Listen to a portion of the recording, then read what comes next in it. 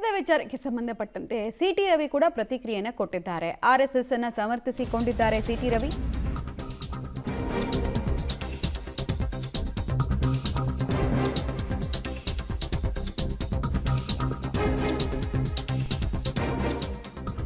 ಪ್ರಿಯಾಂಕ್ ಖರ್ಗೆ ವಿರುದ್ಧ ಸಿಟಿ ರವಿ ಕೂಡ ವಾಗ್ದಾಳಿಯನ್ನು ನಡೆಸಿದ್ದಾರೆ.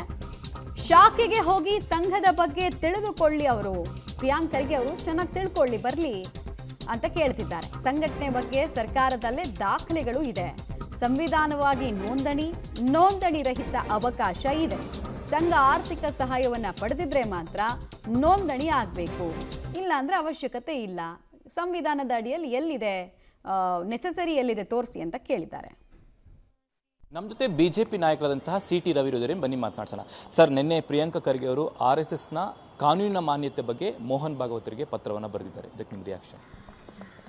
ಕಾನೂನಿನ ಮಾನ್ಯತೆಯನ್ನು 100 ವರ್ಷ ಪೂರೈಸಿರುವ ಒಂದು ಸಂಘಟನೆ ಬಗ್ಗೆ ಅವ್ರು ಕೇಳ್ತಾ ಇದ್ದಾರೆ. ನಾನು ಅವ್ರಿಗೆ ಕೇಳಕ್ಕೆ ಬಯಸೋದು, ನೀವು ಗೃಹ ಸಚಿವರಾಗಿ ಪತ್ರ ಬರೆದಿದ್ದೀರೋ, ಪ್ರಿಯಾಂಕ್ ಖರ್ಗೆ ಆಗಿ ಪತ್ರ ಬರೆದಿದ್ದೀರೋ? ಗೃಹ ಸಚಿವರಾಗಿ ನೀವು ಪತ್ರ ಬರೆದಿದ್ದರೆ ನಿಮ್ಮ ಸರ್ಕಾರದಲ್ಲೇ ಇದಕ್ಕೆ ಸಂಬಂಧಪಟ್ಟಂಥ ದಾಖಲೆಗಳು ಇದ್ದಾವೆ. 3 ಬಾರಿ ರಾಷ್ಟ್ರೀಯ ಸ್ವಯಂ ಸೇವಕ ಸಂಘವನ್ನು ವಿವಿಧ ಕಾರಣಗಳಿಗಾಗಿ ನಿಷೇಧಕ್ಕೊಳಪಡಿಸಲಾಗಿತ್ತು. ಅದರಲ್ಲಿ 2 ಬಾರಿ ನ್ಯಾಯಾಲಯದ ಮಧ್ಯಪ್ರವೇಶ ಮಾಡಿ ನಿಷೇಧವನ್ನು ತೆರವುಗೊಳಿಸಿದರೆ ಒಮ್ಮೆ ಸರ್ಕಾರವೇ ನಿಷೇಧವನ್ನು ವಾಪಸ್ ತೆಗೆದುಕೊಳ್ತು.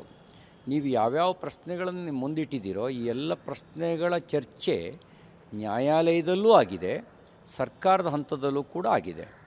ಮತ್ತು ನಮ್ಮ ದೇಶದ ಸಂವಿಧಾನವೇ ನೋಂದಣಿ ಮಾಡಿ ಕಾರ್ಯ ಮಾಡೋಕ್ಕೂ ಅವಕಾಶ ಕೊಟ್ಟಿದೆ, ನೋಂದಣಿ ರಹಿತವಾಗಿ ಕಾರ್ಯ ಮಾಡೋದಕ್ಕೂ ಕೂಡ ಅವಕಾಶವನ್ನು ಕೊಟ್ಟಿದೆ.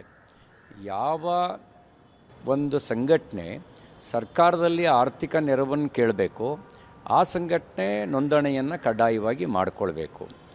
ಯಾವ ಸಂಘಟನೆ ಸೊಸೈಟಿ ರೂಪದಲ್ಲಿ ಕಾರ್ಯನಿರ್ವಹಿಸುತ್ತೋ ಅದು ಸೊಸೈಟಿ ಆ್ಯಕ್ಟ್ನಲ್ಲಿ ನೋಂದಣಿಯನ್ನು ಮಾಡ್ಕೋಬೇಕು.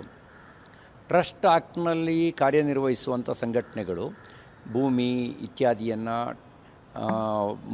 ಸರ್ಕಾರದಿಂದ ಪಡ್ಕೊಳ್ತಕ್ಕಂಥ, ತನ್ನ ಹೆಸರಿಗೆ ರಿಜಿಸ್ಟರ್ ಮಾಡ್ಕೊಳ್ತಕ್ಕಂಥ ಅಂಥ ಸಂಘಟನೆಗಳು ಟ್ರಸ್ಟ್ ಆ್ಯಕ್ಟ್ನಲ್ಲಿ ತನ್ನ ನೋಂದಣಿಯನ್ನು ಮಾಡಿಕೊಳ್ಬೇಕು.